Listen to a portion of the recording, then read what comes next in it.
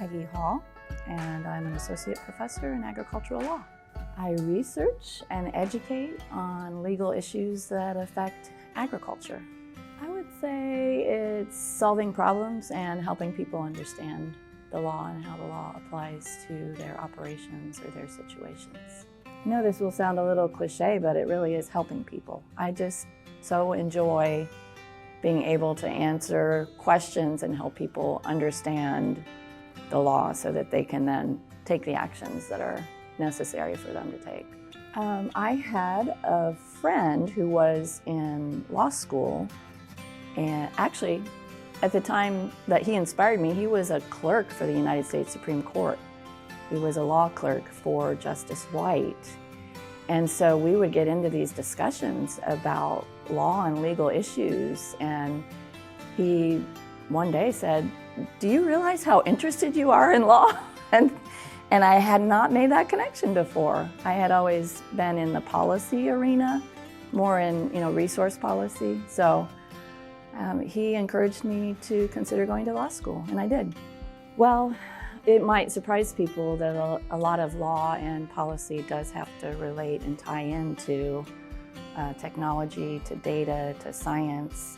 A good example right now, I think, is with carbon. There are a lot of farmers being approached to enter into these carbon agreements where they can sequester carbon and be paid for that.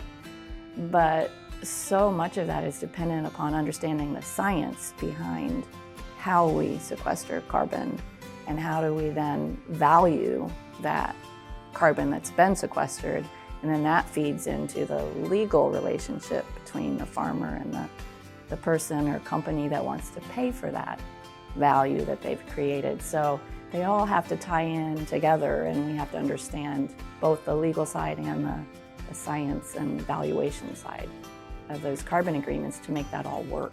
Yeah, actually, and again, I never made this connection right off, but I loved the history and government classes, those kinds of social studies, government history. So I had those, and then on the other side, I loved any class that had to do with like biology or the environment, so I've been able to kind of blend those two together, and I didn't foresee that back then, that I could do that. I thought you kind of had to go one way or the other, but you can definitely blend those two interests into one career. I kind of marvel now at how easy it is to do legal research because of changes in technology, where when I started back in law school, you had to go to a physical library and find the right book and look things up, page by page, and so you only had access easily, to what was in the library. And so it would be difficult to find a law from some local government on the other side of the country. Well, technology now has changed all that, and I can quickly get online and look up what some community out in California did in regards to regulating food, which I just did the other day. And so technology has really made it much easier to research the law. Exactly, yeah. I think history and government, now I teach at Ohio State, and a lot of times I'll say, how many of you remember your government class or your political science class? And they'll kind of sheepishly go, well, not really. But those are really important classes for understanding later how law and policy can affect you. I have to say that never once since I started working for Ohio State in this career never once have I gotten up and thought, I don't want to do my job today. I love what I do. And so I think why you should pay attention back then is to try to be aware and blend those things that can lead you to that place where you do truly enjoy your career.